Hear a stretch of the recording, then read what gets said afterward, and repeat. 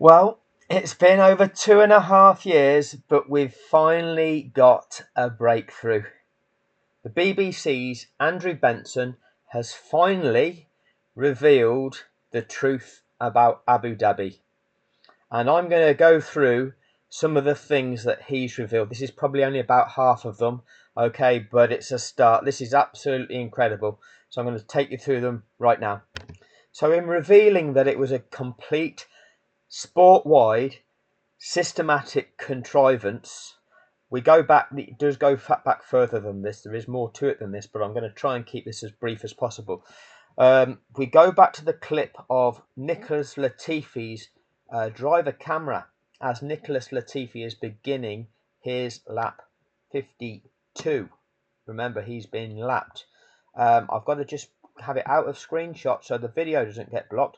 But this is the message Nicholas Latifi receives at the start of lap 52. Has to be this lap, mate. Don't know if you heard that. His race engineer tells him it has to be this lap, mate. If we can now cut to tracker view. Relax at the end of this. We'll see. There's a slight delay between the two. Latifi's now entering turn 1. Okay. Let's see what happens later this lap, what it had to be. Season, will he think back to Silverstone? Will he think that if I'd have just given up the fight that day to win the overall battle, I'd be world champion now? Or will that not enter his mind? I've asked him that a couple of times on camera and he's like, no, I would. In fact, he actually rejoined on that when I asked him that in Brazil. He said, no, I'd do the same thing again. My feeling is, I don't know why you do the same thing again, because he had a 33-point lead that morning and ended up, sadly for Max, in hospital that day. Brundle and Crofty there, just doing a little bit of small talk while there's no major action going on track. But just to incite the Max Verstappen fans with that feeling of injustice for Max having a 33-point lead, but then ending up in hospital, because, you know, the reaction that that's going to cause. Lando Norris on and up to 8th place after a late pit stop caused by that slow puncture. He's charging through the field. See, Lando Norris charging through the field. Had a late puncture, but now he's got some fresh tyres, so he can go pretty quick. He's chasing down Pierre Gasly. So Hamilton has lapped Norris, and he's on his way now to try and catch Gasly. But so is Norris. Norris is going to have some pace.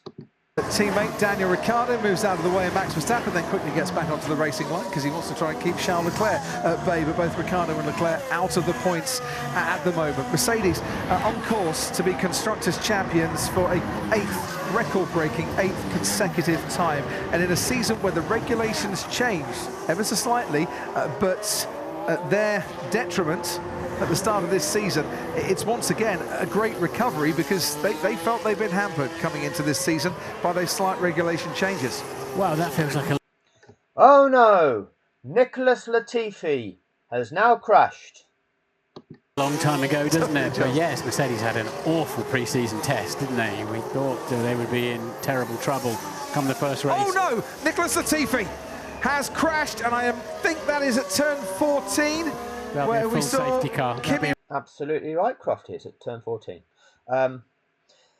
So let's just Raikkonen, a crash in practice. It is at turn 14, and yes, that will be a safety car because marshals are going to need to recover that Williams and to work on it. And this now completely changes the context of this race if they can clear the Williams in time and we can have a couple of laps racing to the checkered flag. There's bound to be a couple, and of course Martin Brundle there, the sports expert, and Crofty, the commentator for in excess of 10 years, are suggesting to the global watching audience that there is bound to be a couple of racing laps once this has been cleared up. We are on, or let's have a quick look on data view. Verstappen's much. So if we look here, where's the lap counters here? Last lap. Where are we looking for the number of laps that have elapsed?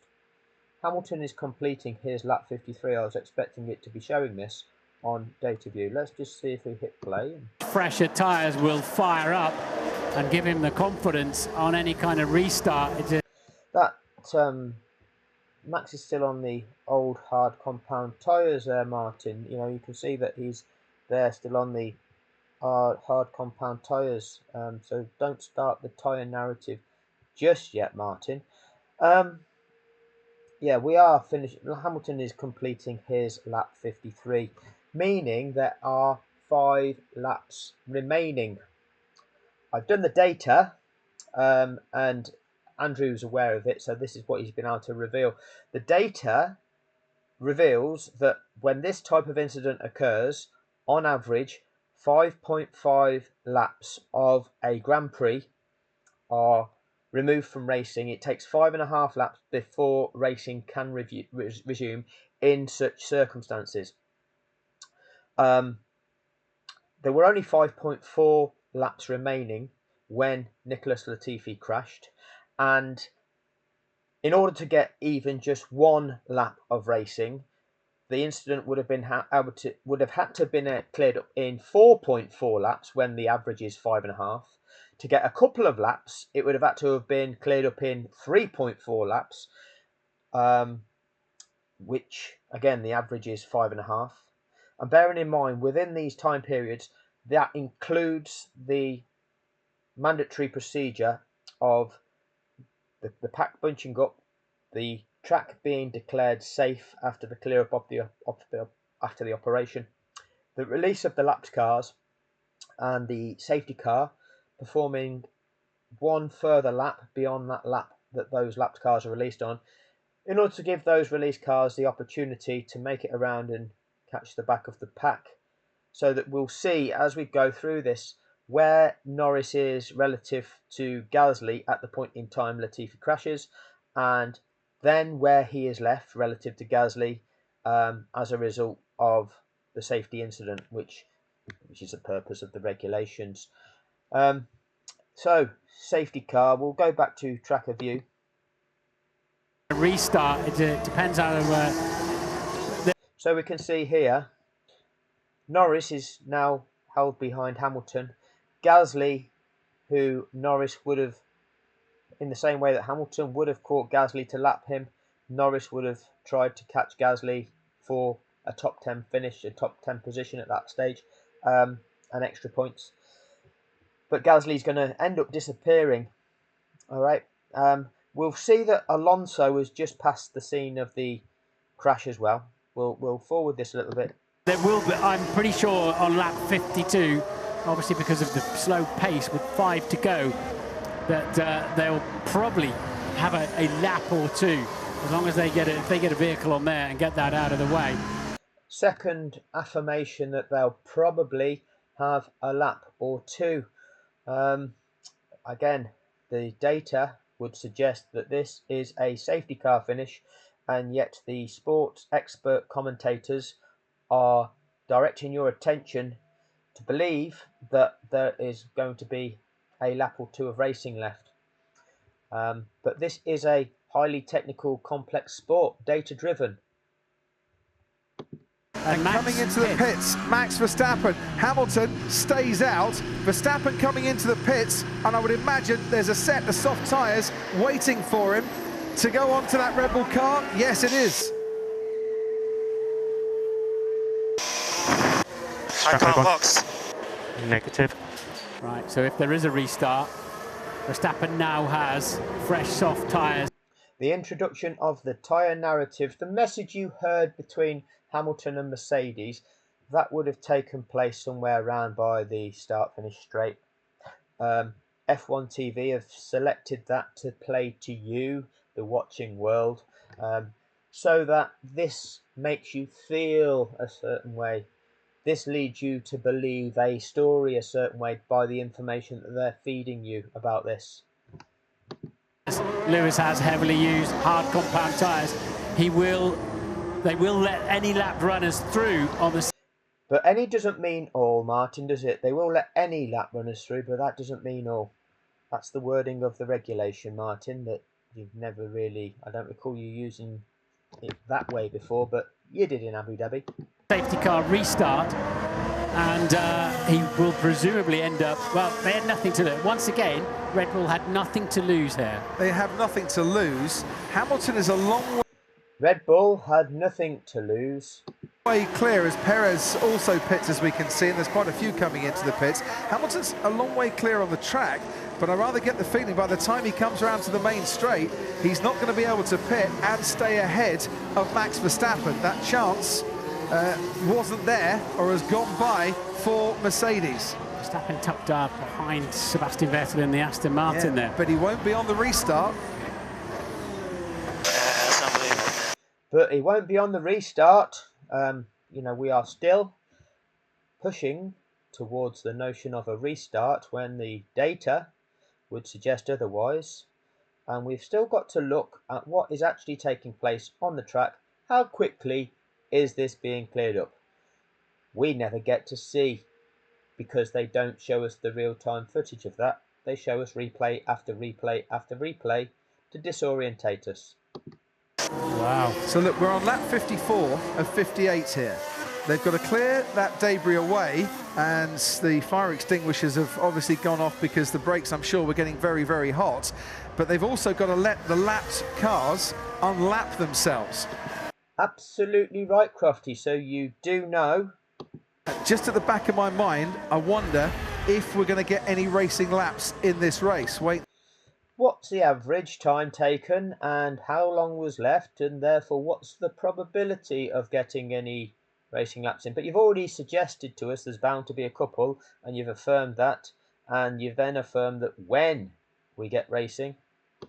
See, this is what happened to Nicholas Latifi. He was scrapping away with Mick Schumacher. That's not the cornering crash. Okay, what we need to do is consider this from the viewpoint of the sport's most experienced driver, and that would be Fernando Alonso. Turn 14 as So I will just show you a little bit from Fernando. well.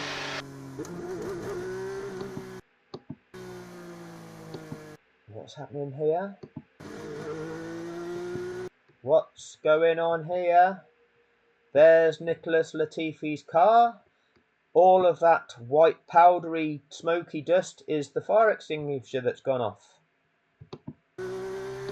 So this is just one lap after the crash. Fernando, this is Fernando's opinion on it.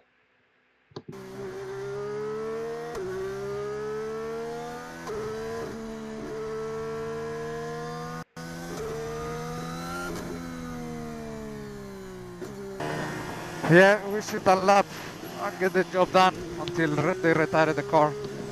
Yes, we should unlap and get this job done until they retire the car.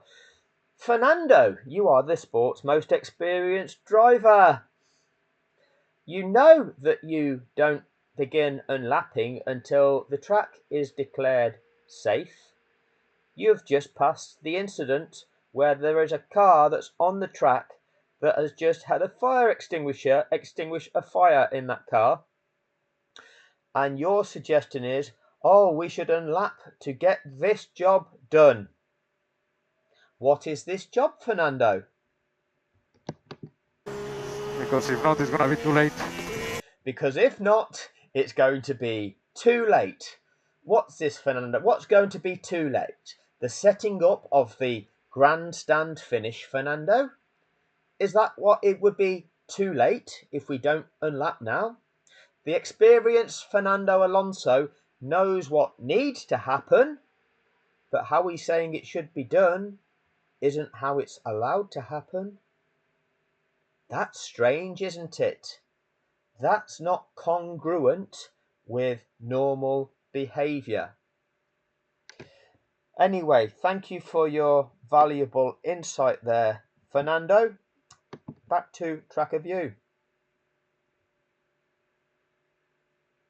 Be any more racing laps. If there are, then Verstappen has got the tyres to really do something with them. Will they let the lap runners through? Well, they always do let the lap runners through. Absolutely. Why is Martin Brundle asking the question? Why is he asking the question of the global audience of 108.7 million people, many of whom don't know what the rules and regulations are because they're first-time viewers of this show? And Martin is asking whether or not they're going to unlap the lapped cars. That has been a mandatory regulation since 2012. It's not optional. And Martin is asking whether or not it will happen. Why would that be? And in between Hamilton and Verstappen, Norris, Alonso, Ocon, Leclerc and Vettel. We list 5 cars. There are 8 cars that have been lapped. We can look on data view. Because Martin tells us the day afterwards in a contrived interview where he lies the day afterwards. You know what? It's not even easy to identify who the lapped cars are. Here it is, look. 1, 2, 3, 4, 5, 6, 7, 8. There they are. It's not that difficult. And Andrew's revealing this anyway. So, but they just listed 5 of those because all they listed to draw your attention to was the 5 cars in between Sir Lewis Hamilton and Max Verstappen. Extends the safety car period. And Martin now says to everybody, if they release the lapped cars, it extends the safety car period. No, it's not an extension of it. You're not artificially prolonging something. The safety car period takes as long as it takes to deal with the safety incident and then carry out the mandatory requirements that are required to take place before racing can resume. Because once you have to neutralise a race due to having to deal with a safety concern, you have to reset that race in effect. The race gets restarted from essentially a 0 position. What happens is you can see all of the cars are beginning to bunch up one behind the other. And so what needs to occur is that order of them being bunched up is first, second, third, fourth, fifth, sixth, seventh, eighth, all the way down to the last running competitor. That means all of the previously built up advantages between each of the competitors is nullified, and that uniformly applies to all of the competitors running. Okay, that equates to sporting fairness to all competitors. This has ruined the race. All of the advantages that you'd all built up over each other, they've now been wiped out. So that's the condition that has to be achieved. You can't do it any other way. The reason being, as I suggested before, we've got Lando Norris here, who the leader had passed, Lewis Hamilton had passed, but Lando was previously in a battle with Pierre Gasly. Now, where's Pierre Gasly? Well, Pierre Gasly is now here. Okay, the reason why he's now ahead of Tsunoda is Tsunoda pitted for fresh tyres, and Gasly didn't at that stage. Gasly will go into the pits and emerge from the pits behind Tsunoda, and ultimately will end up at the very back of this safety car bunch. Essentially, from being less than 12 seconds behind Gasly, Norris will now be almost a lap behind him. Whilst at the same time, Verstappen, who was slightly further behind Hamilton than Norris was behind Gasly, he'll have had the opportunity to bunch right up to Hamilton. Well, that's skewing the outcomes for different competitors in that sporting event, just due to a safety concern. That's not allowed to happen. So that's why we have these regulations, and that's why they have to be carried out before racing can resume after a race has been neutralised by the deployment of a safety car. The sporting experts, the former driver who drove for 10 years and who has been the presented expert for 28 years, is not articulating that, is he? Why? But that's what they always do, take the lap runners out of the way so they're not interfering in play. The reason given by Crofty, the commentator of in excess of 10 years, isn't the truth. That's what they always do, is to take them out of the way so they're not interfering. It's nothing to do with interference. It's to do with sporting fairness. This broadcasting team is lying to the global watching audience about the purpose of the regulations of the sport. Why? Situation behind me. So, situation is, Verstappen has pitted. He had a free pit stop. We would have lost track position to him. 4 laps remaining when you cross the line. So when you cross the line, so he hadn't crossed the line. Here is the start finish straight. Here is the checkered flag. So this message took place before then. F1 TV have selected that and are now playing it to the global audience. They've not played all of the messages that have taken place between all of the drivers and all of the teams. They select what ones they want us to hear, and in doing so, that makes us believe things to be a certain way, draws our attention to certain things. So this field has to bunch, and then they have to send lap cars through, so it may not restart. Is he right behind me? He will be, once they've sorted out all the order. This is going to take... What's the narrative? Is this going to happen? Is it not? Is it going to happen? Is it not? Stay on the edge of your seats, boys and girls. Anything can happen. This is Formula One. It's only live once. A while to sort out. There might be one. With new tyres. Copy Lewis. We would have lost track position if we had pitted. And that was the big key here. Mercedes, for the second time, keeping Lewis Hamilton out, whilst Max Verstappen pitted. Red Bull had nothing to lose. This is the big key here.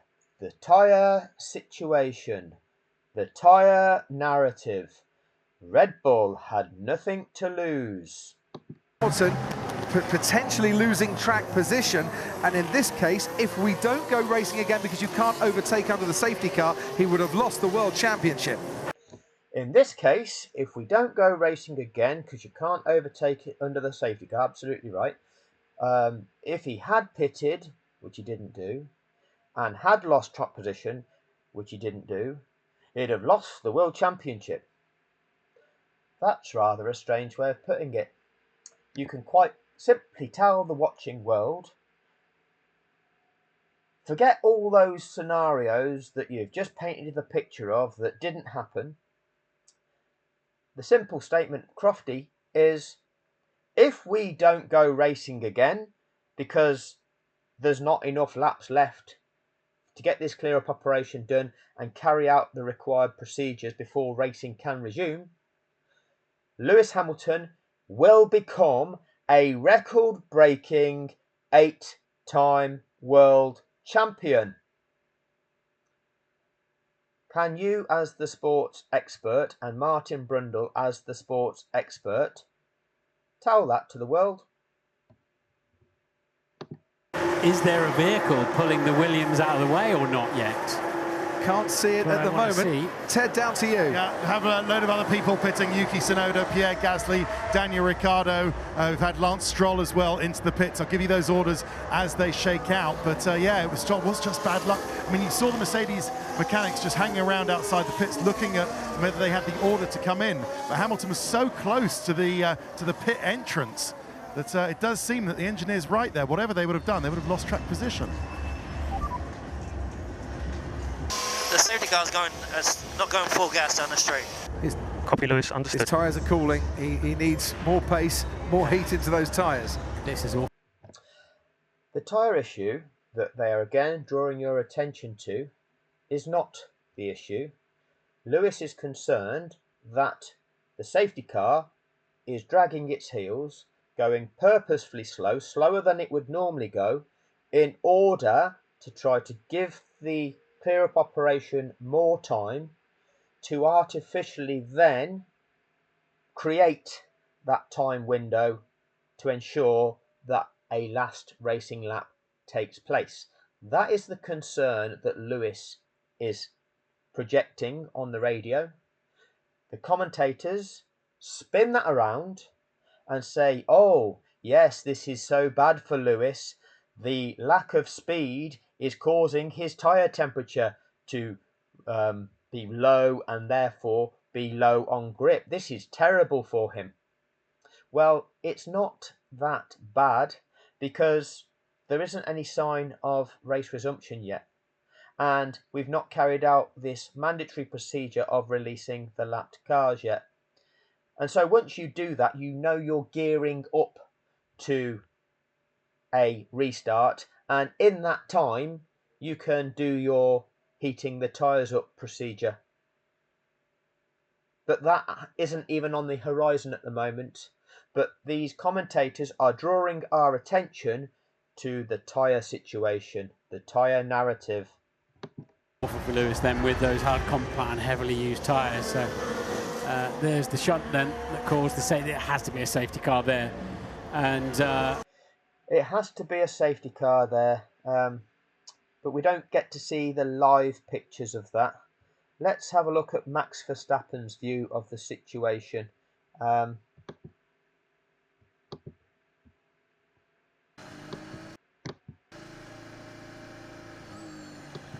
Oh, there it is.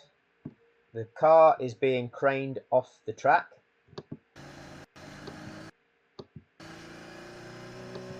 There's a lot of powder on there and there's still debris on the track. So, normally on a wet day that they don't. What's normally on a wet day, Martin?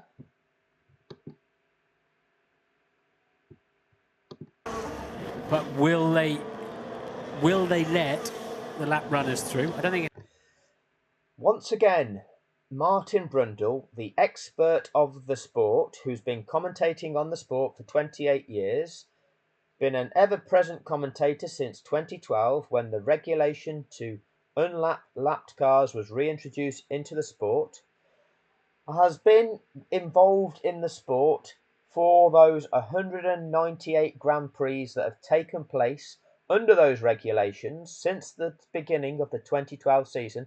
This is the 199th race, where each time there's been a safety incident and there have been lapped cars in that race. The race director has given the order for those lapped cars to unlap in one of these situations. Martin Brundle is asking the audience whether or not those lapped cars will unlap. That's rather strange. It's absolutely mandatory. Martin doesn't think it's absolutely mandatory. But that's normally on a wet day. Martin thinks that that's normally on a wet day. There isn't a single example that you can view since the start of the 2012 season, when this regulation was reintroduced, where they haven't released them. Weather conditions do not play a part in this, Martin. Why are you lying to the world, Martin Brundle? They don't. And if so, how long will they wait for the...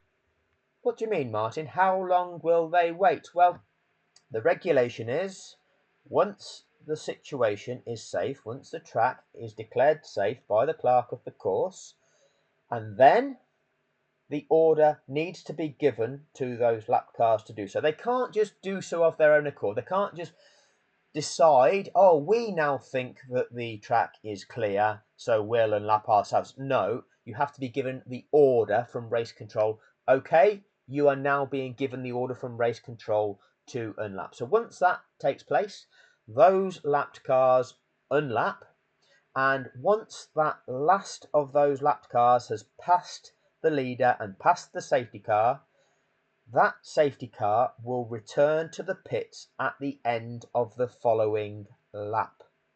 So it essentially gives those released cars a further lap with which to attempt to catch the back of the pack. Now, if they are released halfway around a lap, they get a lap and a half to try to catch the back of the pack, and that's usually enough. If it's right at the end of a given lap that they finally get released, that one mandatory lap of the safety car that they're given might not be enough for them to fully catch the back of the pack, which is where the race director has at his discretion the option of keeping that safety car on track to perform another lap behind it, with those lead cars travelling at the slower pace, in order to enable those released lapped cars to fully catch the back of the pack.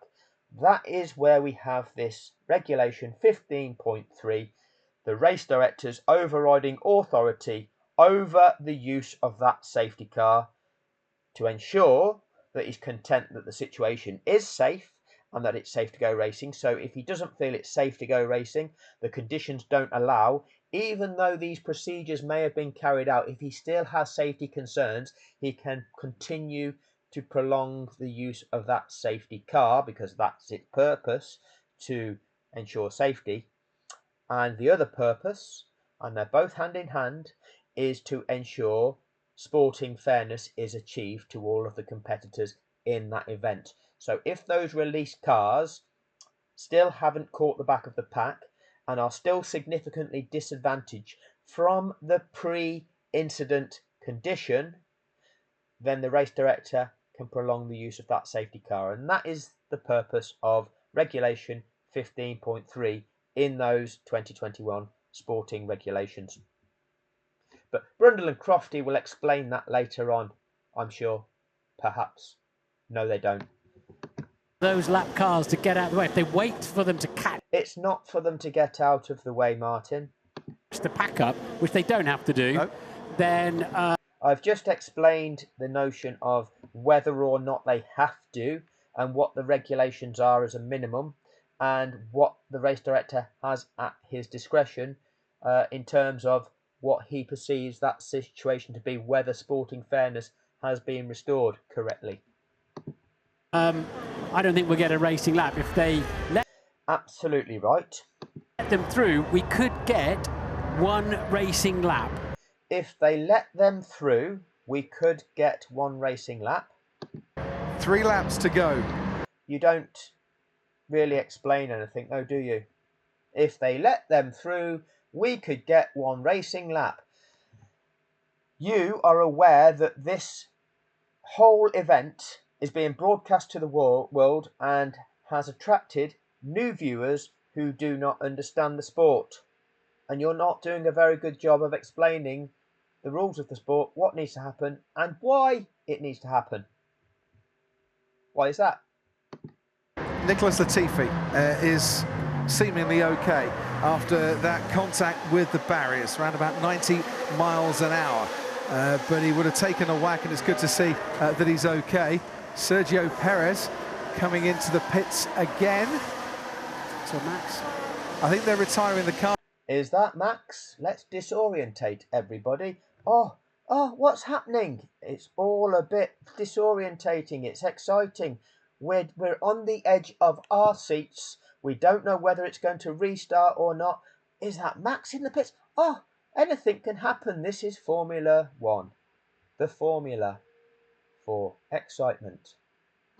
Here, Perez into the pits for the 4th time. I didn't understand why, but I think they are retiring the car, and yes, they're not going to be working on it, and that is the end of Sergio Perez's Abu Dhabi Grand Prix. Checo, we need to retire the car. We need to retire the car. Box. And for the Really? Yeah. Yes, it does come as a surprise, Checo. It does come as a surprise. You are the driver. You are the person who has the seat of pants experience to know how your car feels, know how it's performing, and are surprised that that car is incapable of completing that race distance, bearing in mind you are travelling behind the safety car in 3rd position, on course for a podium, 3rd place, and your team tell you, oh no, it's not capable of doing that. Really? Box. And lapped cars will not be allowed to overtake.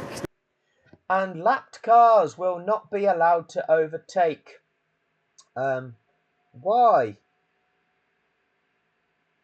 Why would lapped cars not be allowed to overtake? Well, you have to do the procedure if you're going to go racing. If it's not safe, the order that's given is overtaking will not be permitted. Lapped cars will not be able to overtake is not a order. It's not in the regulations of the sport. If we go to the main feed, which normally gets blocked, so I'm going to have to quickly stop it. Lot. If we look at the top of the screen, FIA race control, the banner that's on the top of the screen, the graphic generated by F1 TV tells the world FIA race control, lapped cars will not be allowed to overtake. Well, that's not a regulation. That's not an official ruling. The official ruling is overtaking will not be permitted. And the reason that overtaking will not be permitted is that it's not safe. And hence you continue lapping behind that safety car until it is safe. Because lapped cars will not be allowed to overtake is ambiguous. Does that mean if you've been lapped, you are not allowed to overtake? But if you haven't been lapped, you are allowed to overtake? Who's allowed to overtake who? It makes no sense. If it's not safe, then it's not safe to go racing. If it's not safe for lapped cars to overtake, then it's not safe for racing to resume. So it's just not a message, but it's presented to the world as being an authentic FIA message. We're still waiting for the Michael Massey error under pressure, by the way. That's yet to come. All this is nothing to do with the error. All this is just normal. It's not normal. It's not normal. It's all a contrivance. Every single part of this is a contrivance, as Andrew Benson reveals in his report. So how do we know why that order would have been given? If we look at the driver cameras, we can go to Nicholas Latifi's car, and we can see here that this is Nicholas Latifi's car being recovered at that stage. And we look around, and oh, what's going on here? Oh, there are marshals on track still sweeping the area. Hence, it is not safe to release those lapped cars. That is the reason why the unlapping procedure cannot take place. Oh, and lapped cars will not be allowed to overtake. So what does this mean, Brundle and Crofty? Let's go back and listen to what Brundle and Crofty, the sports experts, describe about the situation. Cars will not be allowed to overtake. It's not mandatory in the regulations.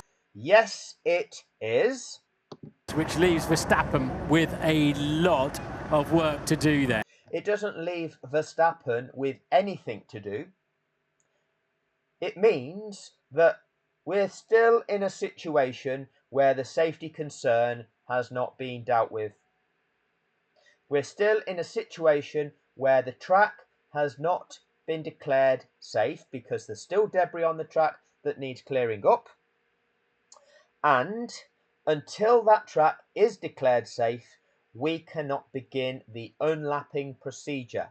We are now on lap 56.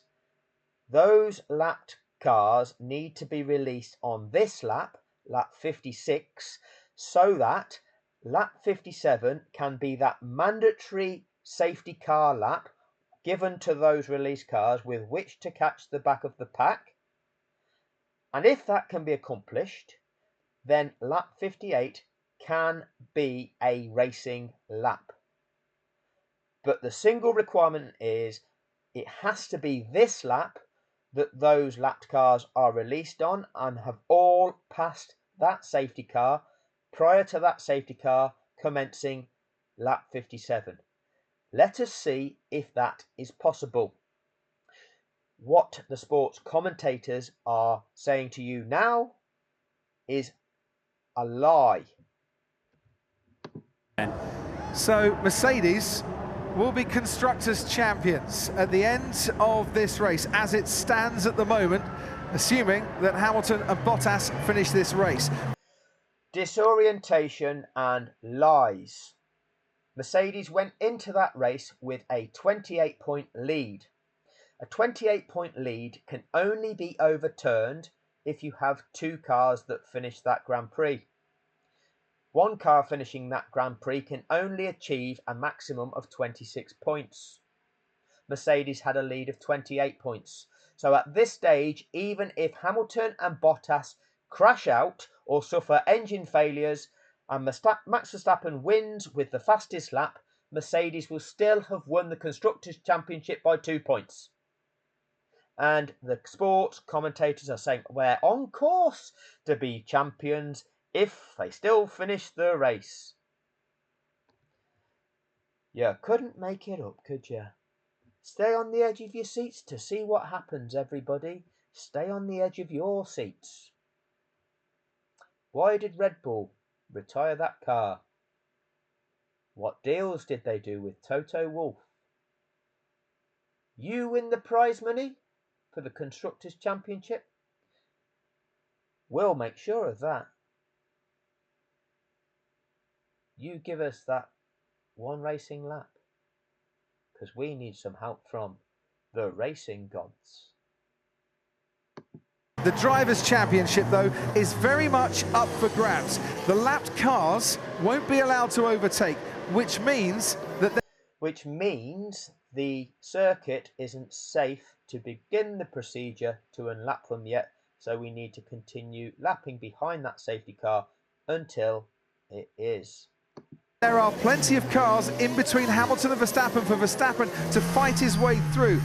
It doesn't mean that at all. Norris, Alonso, and also Ocon and Leclerc and Sebastian Vettel. None of So 8 lapped cars that all need releasing, and for the second time these two commentators just list 5 of them. The 5 in between Lewis and Max. Draw your attention to just 5 of the 8 cars. which are for position, of course. No. They're obliged to get out of the way, but Lewis will be long. They're all for position. Having Perez retired, Norris is now in 8th. Sorry, Perez is still showing on that graphic because at that stage Norris was lapped. But Perez, you'll see him, it's got him in the pits. He will start going down that list of competitors. Essentially, when they pass the start-finish line, Norris will be in 7th position, Gasly in 6th. Look at their relative positions. 7th, the orange dot tucked up behind Hamilton. 6th, at the back of the safety car snake. From being just 12 seconds behind him, Norris is now the best part of a lap behind Gasly. They are for position. 7th needs to be able to challenge 6 on any restart of this race. Hence, you have to perform the mandatory requirements in those regulations. Long down the road. That I suppose is the compromise that race control have made here. The sports commentators are telling the global watching audience, I suppose this is the compromise that the race director is doing. I suppose this is the referee changing the rules of the sport to get us to see an exciting finish to this sport. Sport has rules and regulations which you must comply with. Martin Brundle and David Croft have been lying about the possibilities and lying about the purpose of these rules and regulations all of this time, and now they are presenting that they suppose that this is what the race director is doing to try to set up an exciting finish to an event. You cannot manufacture a grandstand finish to a sporting event. They sometimes happen organically. You cannot manufacture that. That's fraudulent. That is result manipulation. That is race fixing. Let us rewind. None of which are for position, of course. No. They're obliged to get out of the way, but Lewis will be long down the road. That I suppose is the compromise that race control have made here, by giving the best possible chance for racing to the finish rather than finishing behind the safety. For giving the best chance for racing to the finish. For whom? Whom is going to have the best chance of racing to the finish? All competitors need that chance of racing to the finish. They all entered the competition. They've all been impacted by a safety incident. They've all had to stop racing. And so when we start again, they all have the right to start racing again, having had those conditions reset for everybody. And yet the sports commentators are saying, I suppose the race director, the man in charge of this, is making this compromise to give us the best chance of a racing finish. Who? The best chance of a racing finish? Is he giving Lando Norris the best chance of having a chance of racing Pierre Gasly for a battle between 7th position and 6th position? He will not release the lapped cars that are in between 2nd place and 3rd place. So is the race director making a compromise to give us the best chance of seeing whether or not 3rd place can overcome 2nd place? No, he is not. But the sports broadcasters say, I suppose, what he's doing, he's somehow compromising. Somehow he's not applying the rules of the sport. Somehow he's breaking the rules of the sport so that we get to see some excitement. Well, that is no longer a sport. And to try to pass it off as being so is fraudulent. Safety car, they've decided the lap cars will stay where they are. Cancel that. Lap cars will not be allowed to overtake. You know, I said that F1 TV are the creators of the show. Formula One, you don't get to see a full picture of all of the goings on because you get to see clip here, clip there, replay here, replay there, into the pits, this, that, and the other. Message from the team to the driver that was actually took place. That message took place from turn 5 here down to turn 6.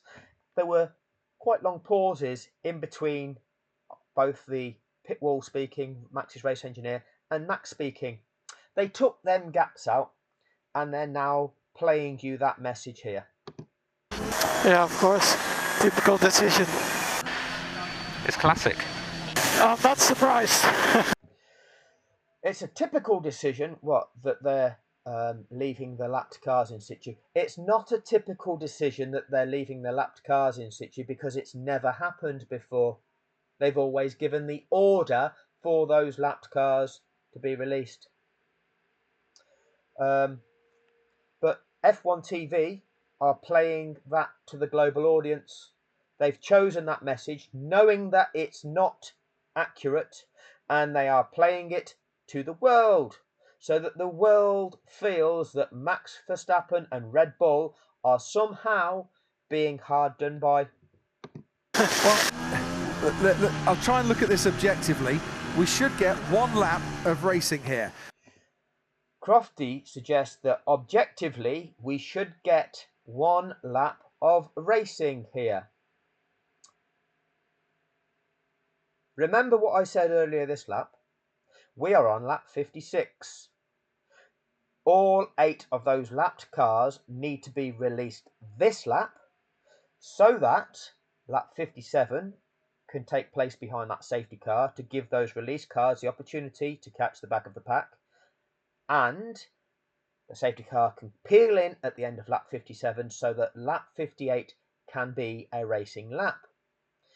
Crofty is telling us all, I'll talk about this objectively, we should get 1 racing lap. Well, the procedure hasn't been carried out yet, Crofty. Why are you projecting to the world that we should get 1 racing lap? Why should we get 1 racing lap? Let's have a look at whether it's possible to release lapped cars. Let's have a look at Maxwell Verstappen and his driver camera.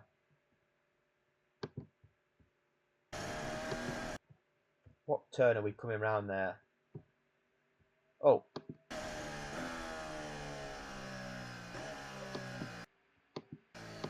See these guys here? In the orange overalls, they're marshals. They're just departing the track now. Just now have finished the sweeping of the track and will report to the clerk of the course, and the clerk of the course will have checked the barriers and will have to then declare that the track is now safe, and he and the race director can begin to give the order to those 8 cars to begin that unlapping procedure. That can only take place once the marshals have left the track. They have not left the track yet. They do so in the next few seconds. We'll go back to track review. Good flag. If they release the lapped cars now, the last of those lapped cars is the white dot of Mick Schumacher, who has not passed that incident. They will not give him the order to pass until he has passed turn 14. Look where the leader and obviously the safety car is at this stage. Look at the time it takes for Hamilton, the leader, to then cross the start-finish line. Assess how long it takes for, firstly, the clerk of the course to make the decision, to do the checks, to ensure that he is satisfied that everything is safe. He is responsible, and should anything take place there again, should there be another crash and that crash barrier not perform as it should and somebody lose their life, he is criminally responsible for that. Therefore, he has to do his job correctly. That's why it takes some time. So, he has to firstly declare that track safe, he has to communicate with the race director, and then the race director has to communicate that to the teams. Okay, we're now safe. Now you can inform your driver that they are eligible to overtake. That takes time. So what do Red Bull want? And Max Verstappen and Giampiero Lambiase as race engineer, do they want the chance, or do they want to finish behind the safety car with no... You can see, look at the locations of these cars. They are not going to pass the leader on the safety car by the end of lap 56, which means this is a safety car finish. It is a safety car finish. The earliest that those lapped cars can be released is on lap 57. The earliest that they can be released is on lap 57, and therefore lap 58 is that mandatory safety car lap. And although the safety car will peel into the pits at the end of lap 58, they cannot go racing until they cross the start-finish line. But when they cross the start-finish line, that's the end of the race. The checkered flag goes. Lewis Hamilton is the winner. There can be no overtaking. Lewis Hamilton is an 8-time world champion, providing he keeps his car on the road at this point. But instead of telling the watching world of 108.7 million people that Sky Sports, F1, Martin Brundle, David Croft, they will tell you. Well, I'll try and look at this objectively. We should get 1 lap of racing here. If we allowed the lap cars to overtake, we'd have no laps of racing to the checkered flag. So what do Red Bull want? And Max What do Red Bull want? Verstappen and Giampiero Lambiase as race engineer, do they want the chance, or do they want to finish? Do Red Bull want the chance? Hang on a minute, this is a sport being contested under the rules and regulations of the sport. So, do we want to break the rules to give Red Bull a chance? How about authentic commentary would be saying, what on earth is going on here? The referee is not complying with the rules of the sport. This is not allowed to happen. This is what needs to happen. That is what authentic commentary of any sport that you know of would be saying. Formula One, you have Martin Brundle and Crofty lying about the rules of the sport, presenting all sorts of different narratives, pretending that the rules of the sport are for a different purpose to what they're really for, validating the notion of the referee, the race director, compromising in order to give us an exciting climax, a grandstand finish to a sporting event, contriving an outcome to a sporting event, and they're trying to pass this off as being some sort of normality. And we are told after the event, this is just the race director who made an error under pressure. Behind the safety car with no overtaking, because I think that is the decision that has come from race control. And personally, this is the decision that gives them the best chance if they want it. Yeah, I mean, this is the decision that gives Red Bull the best chance if they want it. You're not allowed to make that decision. You can't resume racing with lapped cars in situ. We are now in a position where you start racing, well, where's Lando Norris? Well, he's behind Hamilton. He's now left all this point behind Gasly. If the order that's been given is lapped cars will not be allowed to overtake, at what point in time can they overtake? Is that, oh, when we start racing again, Max Verstappen, who's 6 cars back because there's 5 cars in between him and Hamilton, oh, he's allowed to overtake, but the 5 that are in between Hamilton and Verstappen, oh, you're not allowed to overtake each other. You've just got to stay there and let Max go by you all. I'm not sure whether or not you're allowed to overtake each other after Max has done that or not. Just move out of the way. It's not your race. That's not how this works. This is a sport of a multi-competitor event where all competitors are contesting with one another. This is a contrivance.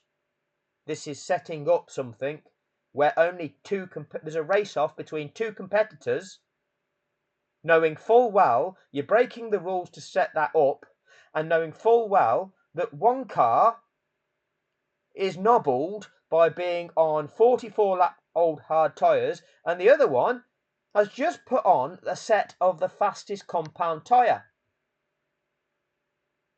And you've broken the rules to set up a 1-lap race-off in those conditions.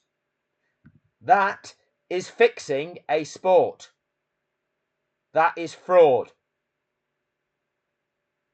Who has set that up? Well, think back to, it has to be this lap. Think back to, we should unlap now to get this job done. Otherwise, it will be too late. Fernando Alonso. I'm not going to cut to them on this video, but you have Ferrari saying, we think he might restart like this. The regulations don't permit you to start like this, but Ferrari are going along with it. We think he might restart like this. Why might you think he might restart like this? Why are you not objecting to him restarting like this? Your car is in third position. Your car will be held back from challenging for second position or even first position. Why would you accept that? You wouldn't in any other Grand Prix, would you? The same applies to all of the other teams that are disadvantaged. They all go with it. Lance Stroll will say, yeah, man, what the beep? And they tell him to be quiet. Yes, Lance, we'll explain to you later. Shh. None of the messages exchanged between the teams and their driver are authentic or in accordance with the rules and regulations of this sport. They are going along with the contrivance. That's not authentic sport, is it? That is not authentic sport. The regulation, as I said, they may allow the lap cars through. It's not mandatory. That is a lie. For the third time, Martin Brundle lies about the regulation of the sport. 3 times. Each of these things they triple down on to cement it in your head that this is possible, this is possible, this is possible. This is the purpose, this is the purpose, this is the purpose. They're all lies. Pointed out, but as you point out, Crofty, there'd be no racing laps if they let the lap cars through, because I think the safety car will come in at the end of this lap and there will be one racing lap. We're now on lap 57. Martin Brundle thinks that the safety car will come in at the end of this lap. The regulation has not been carried out. It has to be carried out for the reasons that I've described. Firstly, those lapped cars have to be released. They haven't been released yet. He thinks the safety car will come in with those lapped cars not released. That's ridiculous. Not only have they not been released, which they have to be, once they've been released, the safety car will remain on track for an additional lap. So, there is no way there can be any racing, because the race will end as a safety car finish. And Martin Brundle, the sports expert, presented expert, is telling the world that he thinks that the safety car will be coming in at the end of this lap and there will be one racing lap. Has Michael Massey made his error yet? What error has Michael Massey made yet? Well, he hasn't made an error yet, has he? So far, Massey has not made an error. Lapped cars will not be allowed to overtake is a false message. But so far, all that's happened is a car has crashed. It needed dealing with. He deployed the safety car. And that safety incident then got dealt with. It couldn't be until the end of lap 56 at the earliest that the clerk of the course could then report back to Michael Massey, the race director, to say, right, the track is now safe. You can now carry out regulation 48.12, the unlapping procedure that is required to take place prior to resumption of any racing. But if we do that now anyway, then it's going to be a safety car finish, because we're now on lap 57. Release them on lap 57. Lap 58 is a safety car lap. Safety car finish. So regardless of whether you release them or not now, it's a safety car finish. So you can release them, but you still can't go racing. They'll just poot around and catch the back of the pack, but it's still a safety car finish. Martin Brundle is saying Martin Brundle thinks, before there's been any announcement to anybody else, he thinks the safety car will come in at the end of this lap and there will be one racing lap. Why do you think that, Martin Brundle? David Croft, when you suggested, so I think what the race director's doing here is making a compromise. By giving the chance of racing to the finish, he's saying lapped cars are remaining in situ. You are presenting the notion of a racing finish. Where has that come from? Where has that come from? Has that come from Massey? Why have you jumped to that conclusion, David Croft? Why would you think that that is the conclusion to draw from all that we've seen so far? Because that doesn't make sense. They'll all get blue flags, I would imagine. They embellish the lie with the notion of blue flags. The blue flags being, if you're a lapped car, you have a fast car behind you that's coming up to lap you, you just get out of the way of it, don't impede it. So that's what they're saying. Oh, all these 5 cars in between Lewis and Max will get blue flags, so that then Max will have the Red Sea parted and he can get through that to then try and get on the back of Lewis. That's all an embellishment of a scenario that can't even take place. It's not allowed to take place like that, and yet they are embellishing that. And F1 TV play the global audience this recorded message. It's not live. They select it, they play it to the world to get you to think this is possible. Christian and Michael. Yes, go ahead, Christian. Yeah, why aren't we getting these lap cars out of the way? Just give me, because Christian, just give me a second. Okay, my big one is to get this incident clear. You only need 1 racing lap. F1 TV play that to the world.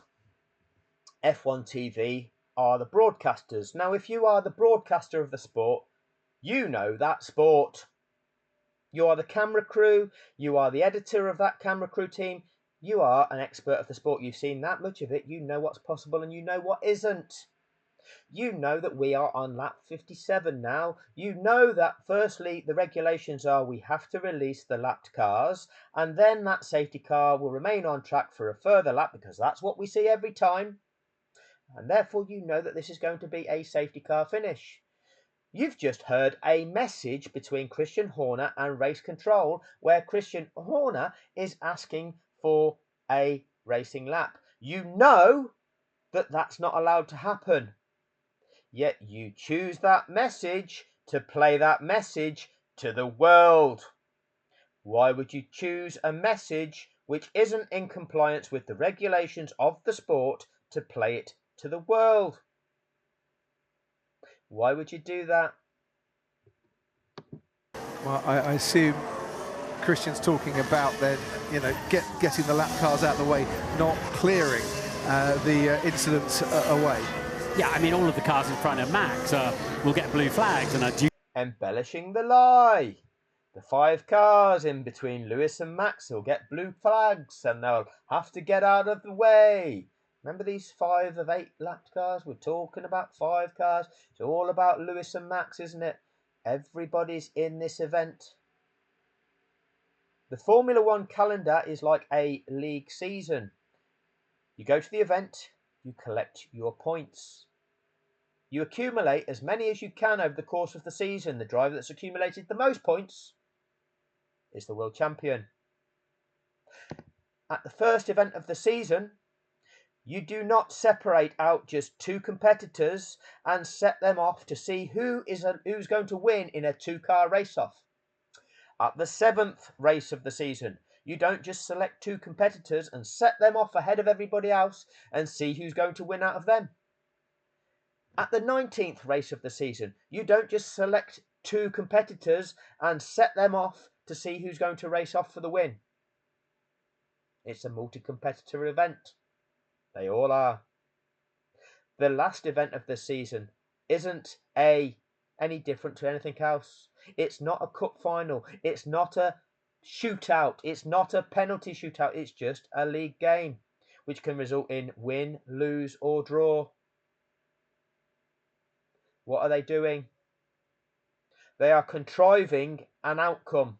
They are setting up a last lap shootout between just two competitors, which you are not allowed to do in the sport. And who has been setting it up with what they are leading you to believe is even possible? F1 TV is making you believe that that is possible and going to happen. Sky Sports F1 is setting that up to make you believe that that is possible and going to happen. And then all of a sudden, we get the race director making an error. Crazy shit. Duty bound to get out of the way, but they're all in a reasonable fight themselves, aren't they? Well, so here we go. Normally, you know, you'd see the race leader backing up the pack a little bit when the safety car goes. I would imagine on this occasion, if we do get a lap, Martin, Hamilton will want to be disappearing off. I should imagine if we do get a lap, okay. Remember when they were at turn 2 and 3, Martin says, because I think the safety car will be coming in at the end of this lap, and we will get one racing lap. Off into the distance as fast as he can. Yeah, I don't see any way Verstappen can do anything with that, but indeed. We haven't spoken about the fact that in the event of a safety car finish, which is what it should be, ladies and gentlemen, you are in the process of watching history. You are going to see the all-time record for Drivers' World Championships being broken by Sir Lewis Hamilton. Michael Schumacher's record of 7 World Championships is going to be broken. A record that many of us thought we probably wouldn't see in our lifetimes. And Sir Lewis Hamilton is going to be on course to do that. You are in the process of watching history. You didn't hear that. You heard, I don't see what Max can do with that. Is the safety car coming in this lap? We think it should do, could do. Martin, you told us at turn 3 that you think it will, and we'll see one racing lap. Now you're saying, is it coming in? We think it should do, could do. Why would you think it should do, could do? The regulations haven't been cut. The lap cars, they're on track of you. They've started going by.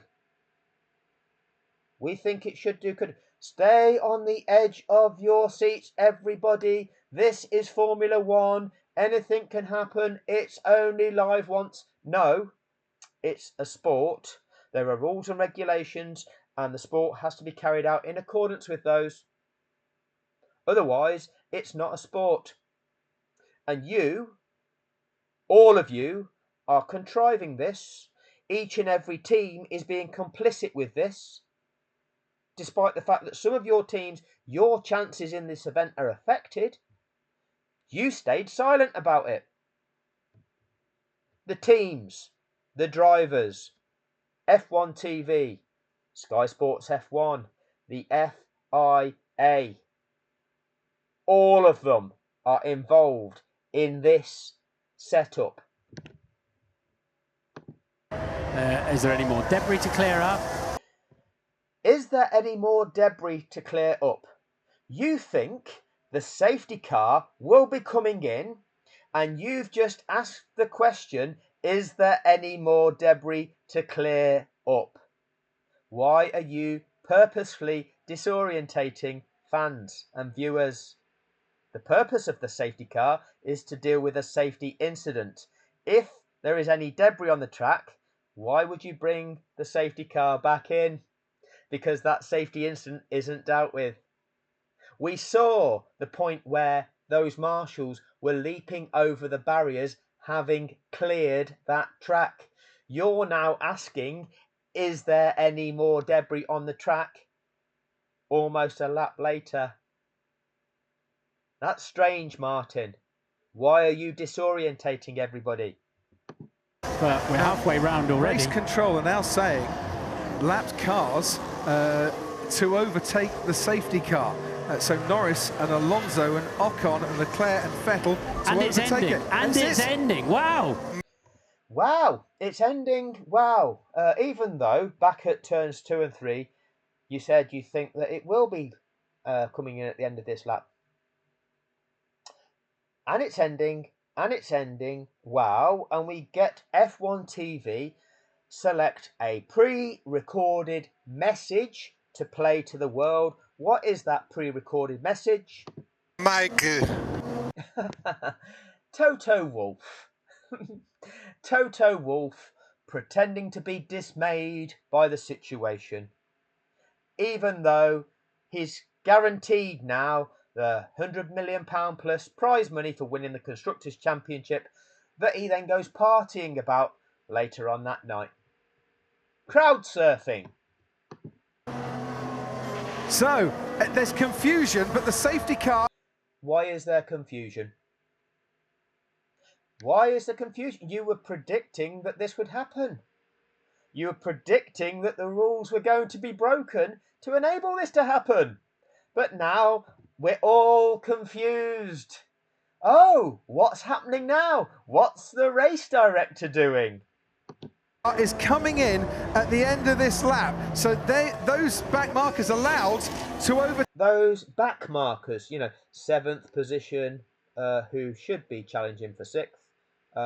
Back markers, what, 7th, 8th, 9th, 10th, 11th, or what, top 10 positions? Back markers, are they? What about 3rd position that's being blocked off from challenging for 2nd position? Is 3rd position a back marker? 3rd position has, what does he have? He has Daniel Ricciardo and Lance Stroll in between himself and Verstappen. So by the time they get across the start-finish line, he's going to be, whereas Verstappen would only be half a second behind Hamilton, Sainz is 2 seconds back from Verstappen. Well, you're not going to be able to bridge that gap in the space of a lap. He's not half a second behind Verstappen, is he? Right on his tail, able to get a slipstream and challenge for 2nd, is he? A complete contrivance. Andrew, thank you for revealing all of these facets to it. It's absolutely, and there is more. I appreciate this. I'm trying to keep this video down to a minimal. Okay, so I appreciate that you're going to reveal more than this, Andrew Benson. But we'll just continue it on a little bit more. Take the safety car, and that has now left Lewis Hamilton and Max Verstappen. Michael, this isn't right. A chosen interjected message from F1 TV. They have to give a nod to those of us who know what should be happening, but they have to tell us that it's all a bit confusing and it's all happening so quickly that nobody really knows what's going on. It has left Lewis Hamilton and Max Verstappen side by side. You see Max Verstappen's nose of his car inch ahead of Sir Lewis Hamilton's car. People would argue that that's not an overtake. If they were crossing the start-finish line at the end of the Grand Prix in that condition, which car would win? Oh, well, it would be the car which has got its nose an inch ahead. That would qualify it as an overtake, wouldn't it? That would be the winning car because that one is ahead. So that's an overtake.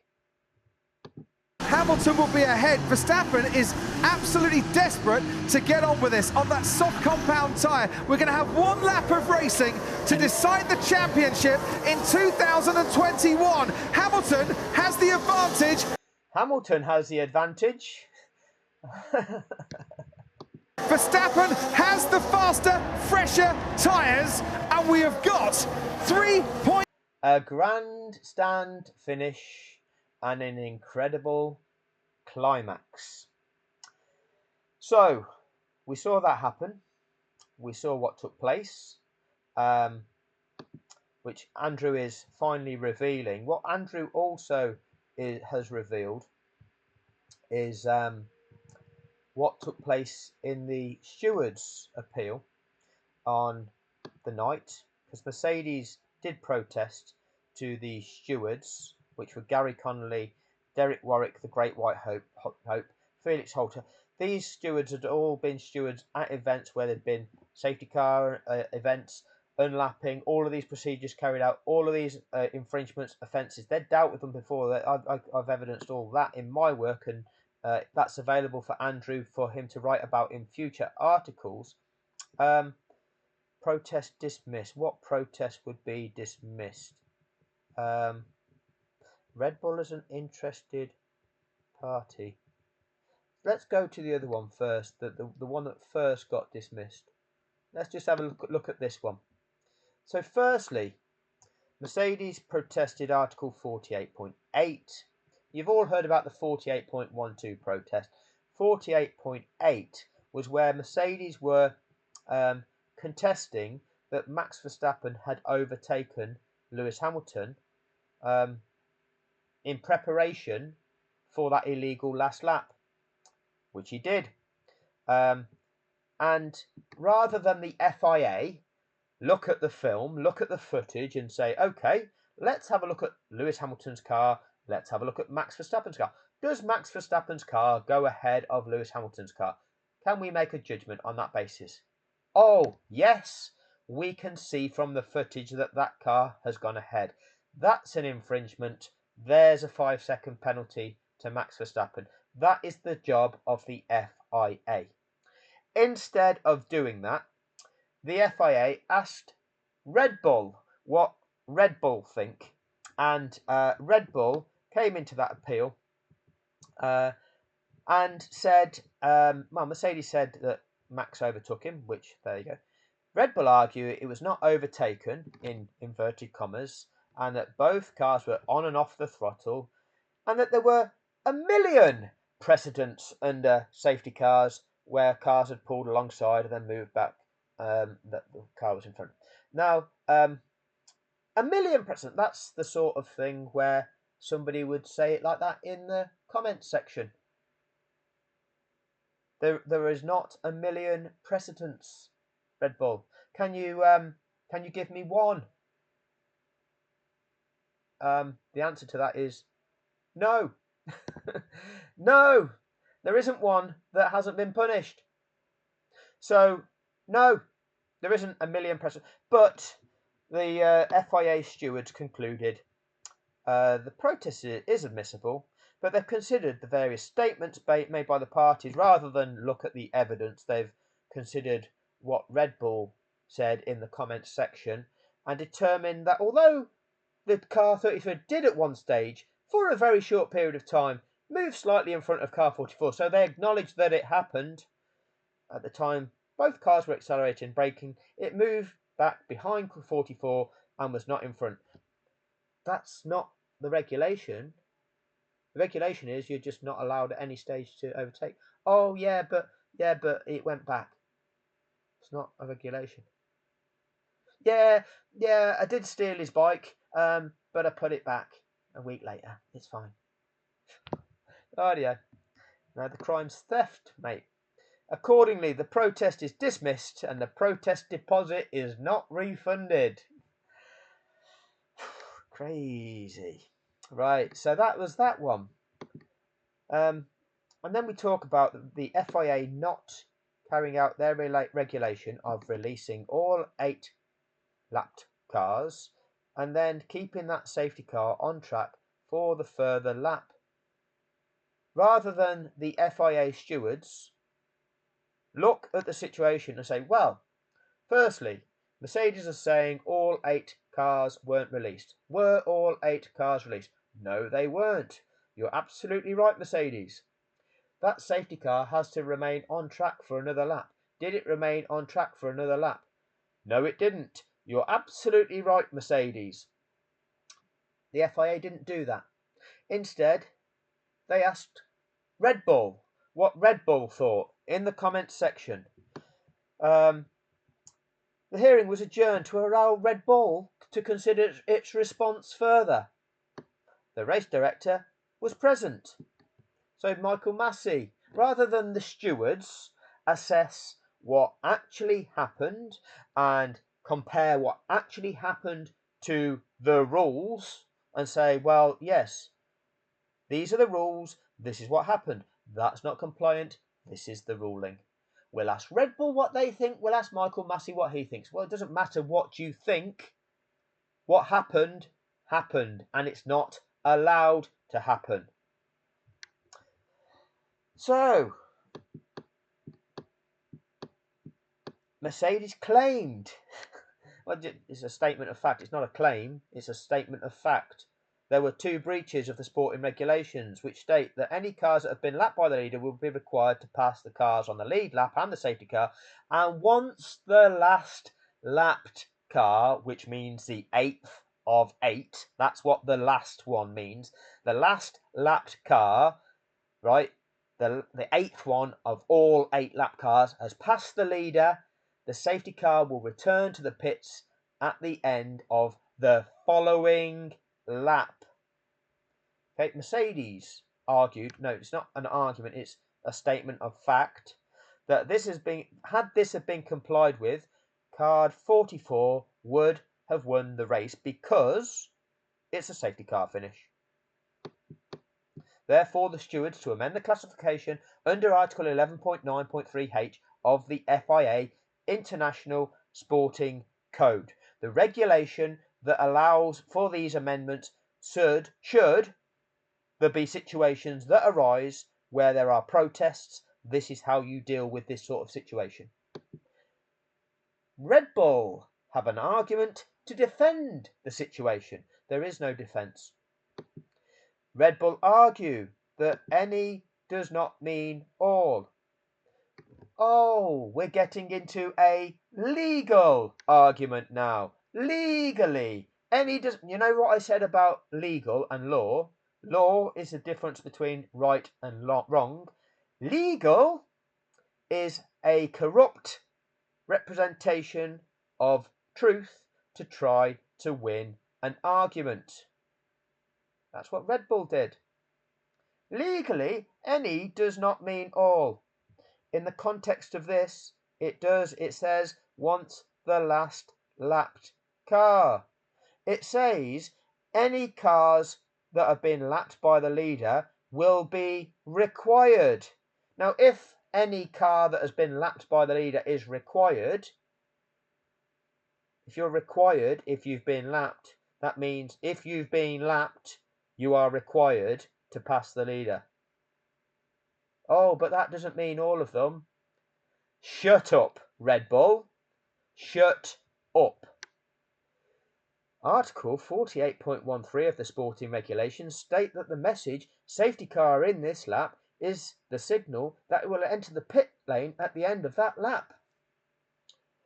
Okay, that's a lovely sentence. It's got no relevance.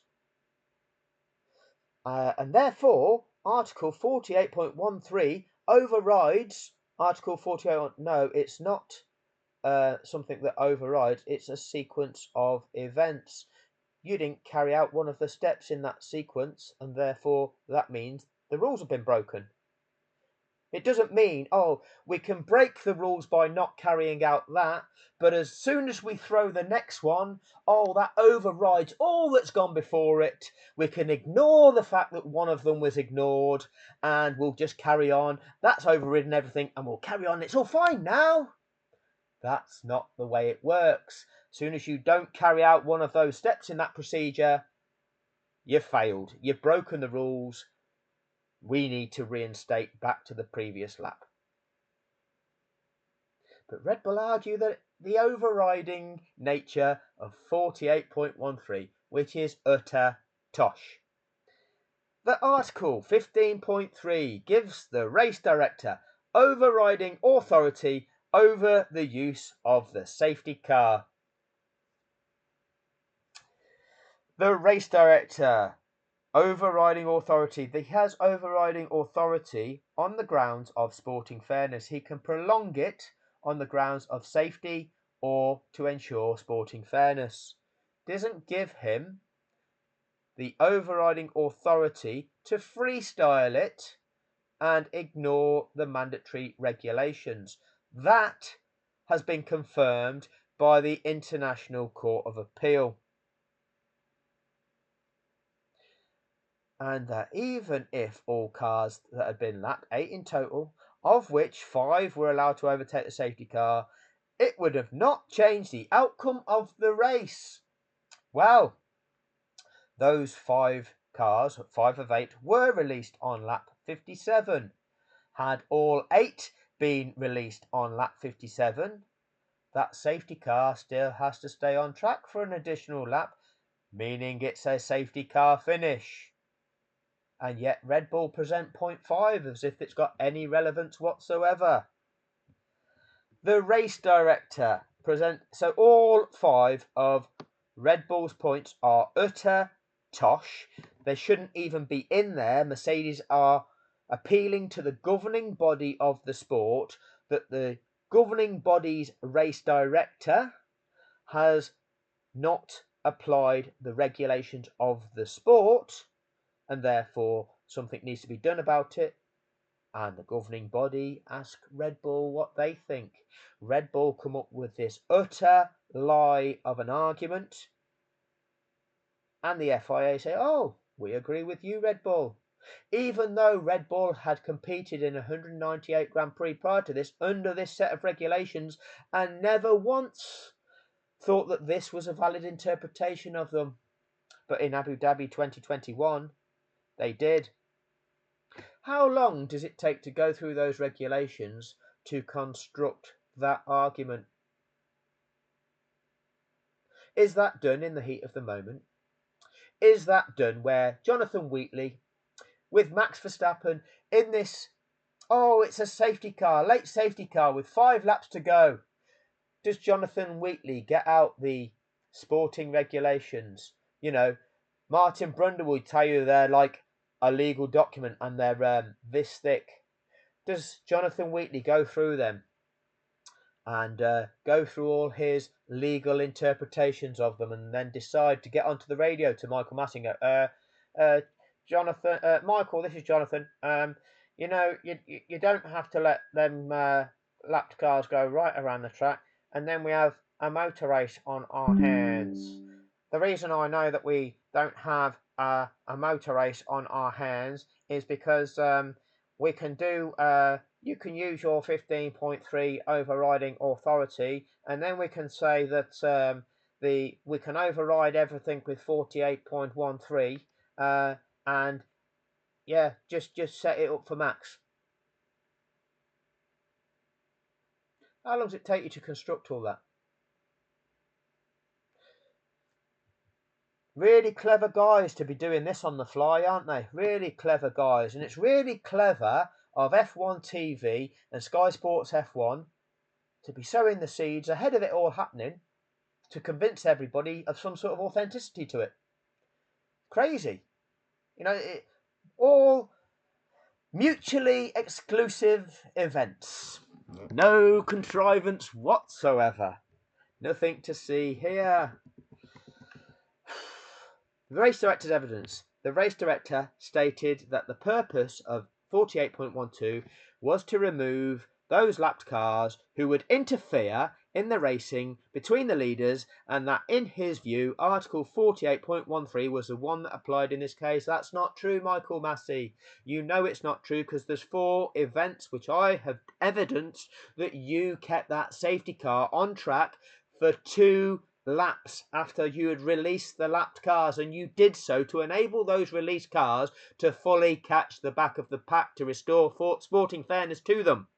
So it's not to get them out of the way because they're interfering, is it? It's to restore sporting fairness. So that's a lie, Michael Massey.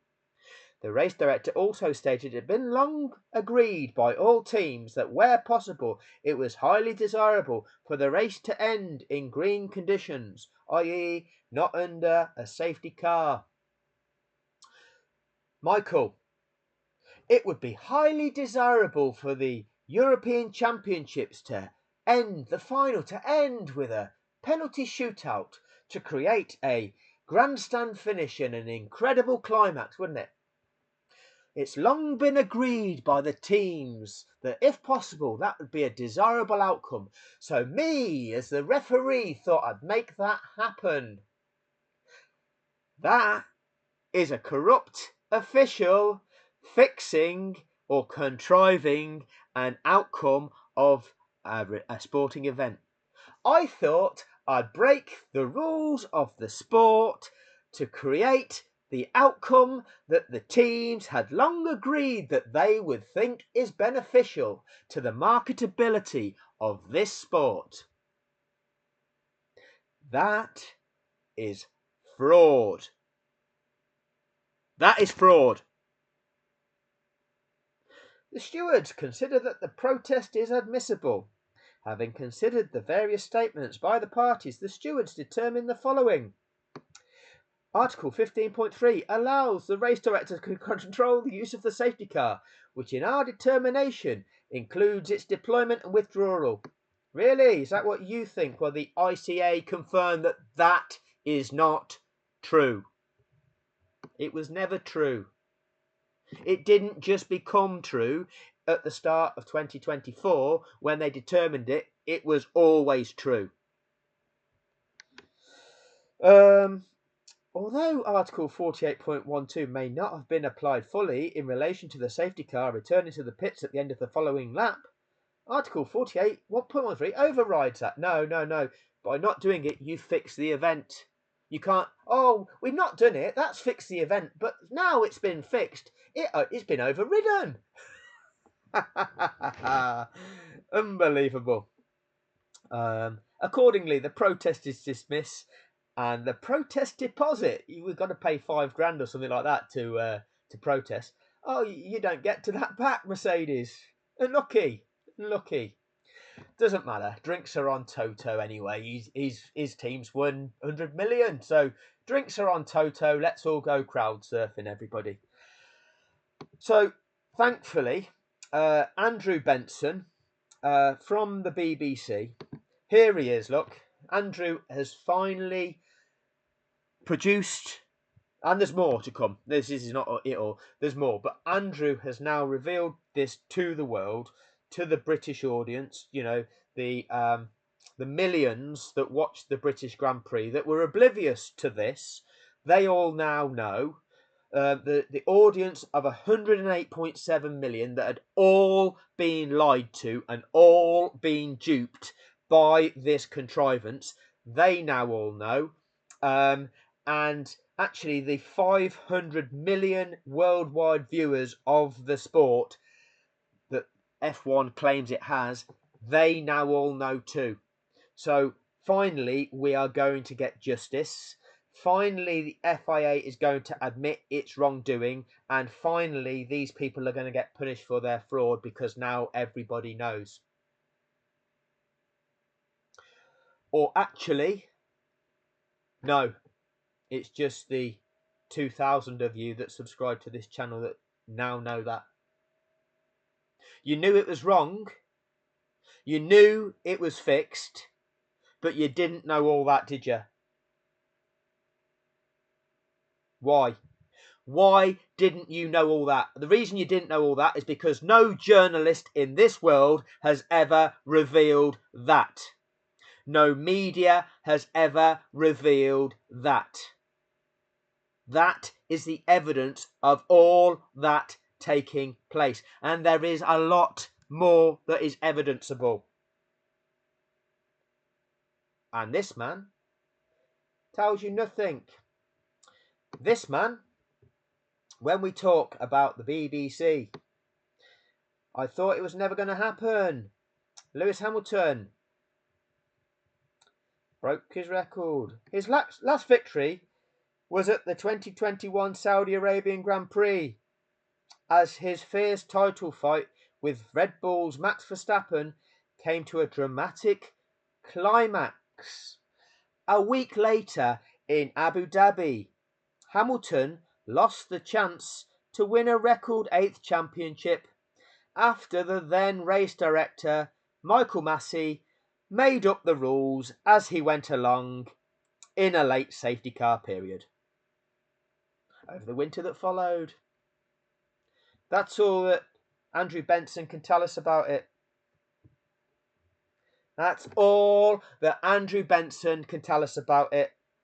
A week later in Abu Dhabi, Hamilton lost the chance to win a record 8th championship after the then race director, Michael Massey, made up the rules as he went along in a late safety car period. You don't mention Brundle and Crofty lying to everybody to set it up. You don't mention F1 TV constructing the narrative with the TV footage and the interjected messages. You don't mention the contrivances every other team that went along with it. You don't mention the steward's appeal. You never have.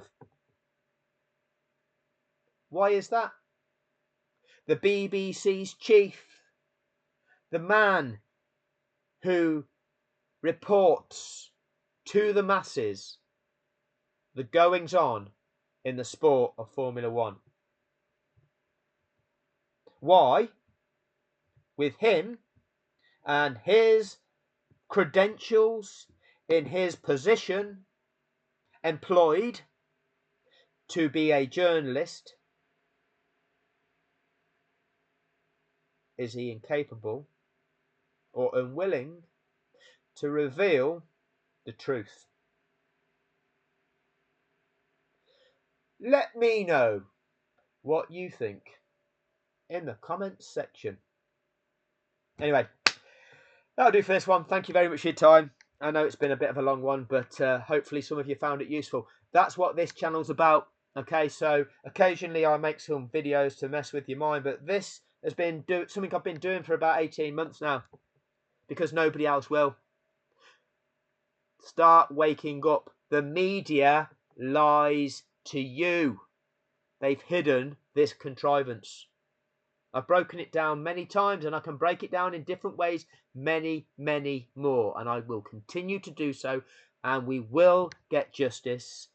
This will come out, and the entire fraud will, at some point, be exposed. It's not going to be 20 years later, like the post office scandal. They're not going to get away with it in the same way, where it can all be swept under the carpet. Oh, that was all that time ago. Yeah, forget about that now. It's not worth worrying about. No.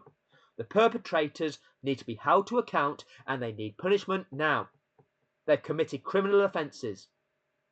Lots of money has changed hands, and we, the world, have been defrauded.